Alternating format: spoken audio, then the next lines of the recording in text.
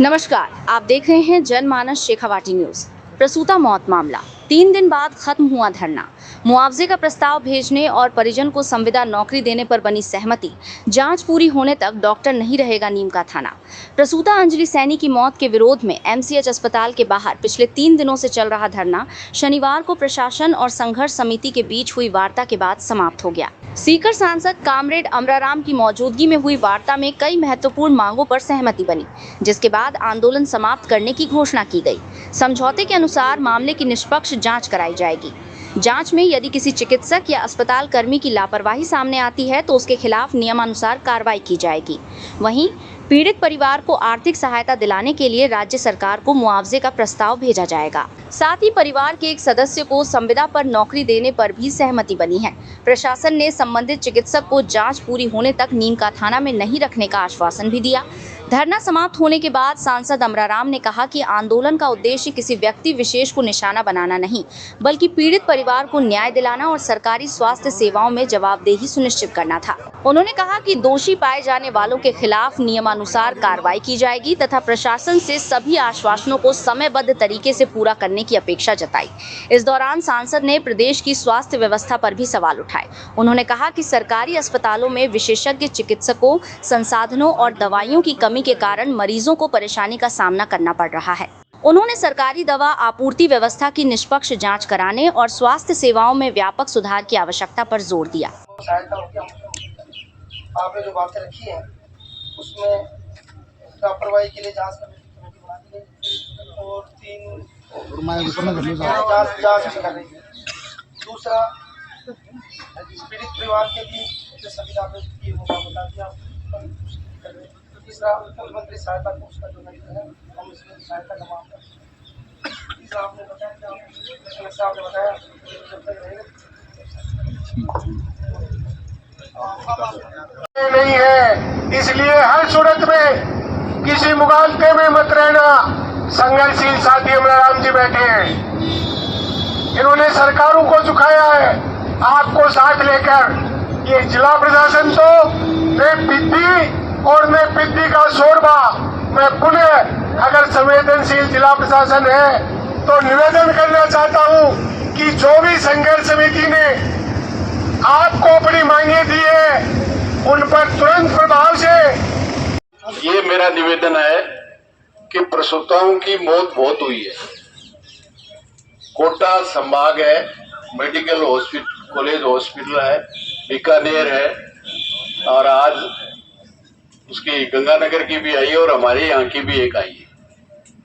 लेकिन आपने 3 दिन तपस्या की, इसी का कारण है कि ये सब कुछ हुआ है। इसके लिए आप बधाई के पात्र हैं।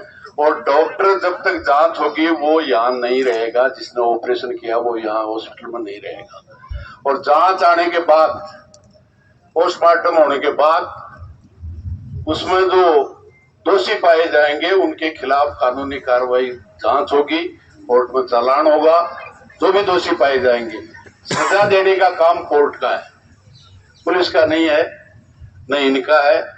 सजा जो भी चालान होगा उसके बाद जो कोर्ट निर्णय करेगा वो होगा। लेकिन मैं आप सबको इस बात के लिए धन्यवाद देता हूं कि पूरे राजस्थान में जहां भी प्रसूताओं की मौत हुई उस अन्याय का कहीं विरोध नहीं हुआ। और आप यहाँ मिलकर के जो 3 दिन तपस्या की, मैं समझता हूं वो न्याय की प्रक्रिया शुरू हुई है। इसके लिए आप सब धन्यवाद के पात्र हैं। और परिवारजन भी इसके लिए बहुत हिम्मतवान है कि डेड बॉडी न पीर में न ससुराल में खाना बना, लोग सब दुखी हैं। इसलिए मेरा निवेदन है कि अभी पोस्टमार्टम होगा, आप लिख के देंगे, परिवारजनों से लिख के देना, पोस्टमार्टम हो जाए उसके बाद दाह संस्कार करें। आप सबका बहुत।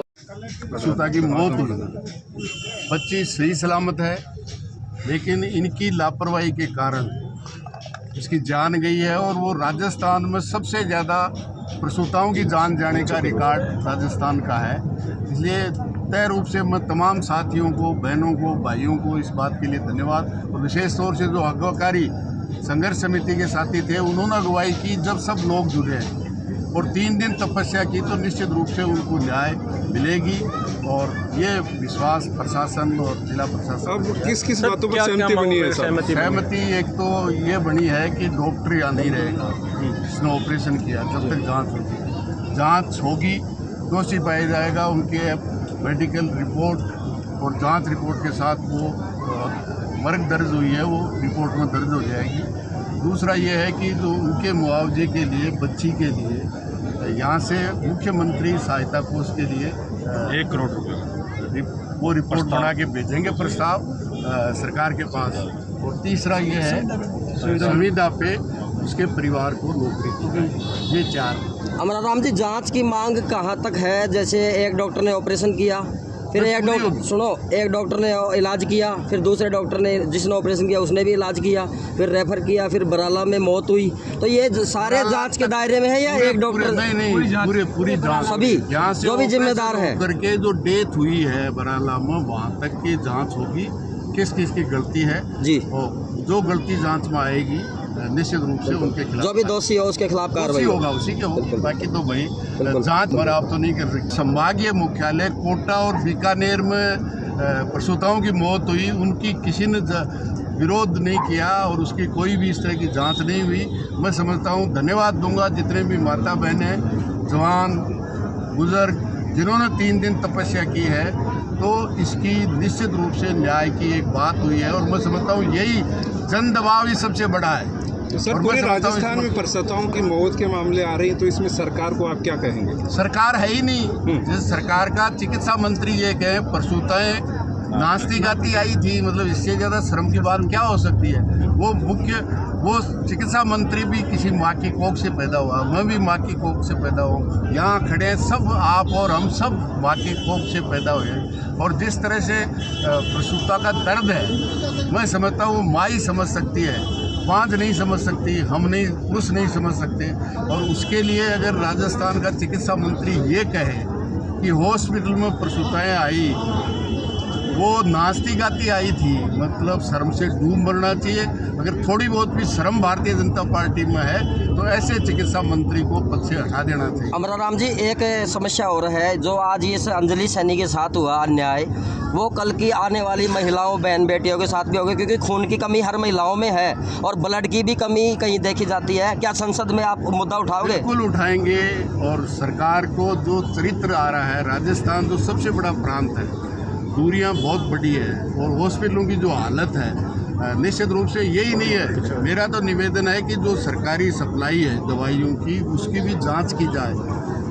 मेरे को आज सुबह ही एक महिला डॉक्टर ने जो ये प्रसूताएं कराती है, वो कहती है जो सरकारी खरीद में जो दवाइयाँ आ रही हैं, वो इंजेक्शन ऐसे आ रहे हैं जिसमें पानी है, दवाई नहीं है। मतलब इसकी भी जांच, जो कम से कम जो सीजरियन होते हैं और उनमें जो दवाइयाँ जितने भी देती हैं, मेरा तो निवेदन है राजस्थान के मुख्यमंत्री से उन सब की जांच कराई जाए। बहुत सी दवाइयाँ हैं जो सरकारी प्रोक्योरमेंट में आती थी, वो अमानक पाई गई, उनको बंद किया गया है। तो विशेष तौर से जो राजस्थान में प्रसूताओं की मौत होती है, उसमें जो भी दवाइयाँ आती हैं उसकी भी जांच होनी चाहिए, मेरी मांग है। और ये देश की संसद में भी इसको उठाएंगे। कुछ साल पहले एक इंजेक्शन आता था जिसे ब्लीडिंग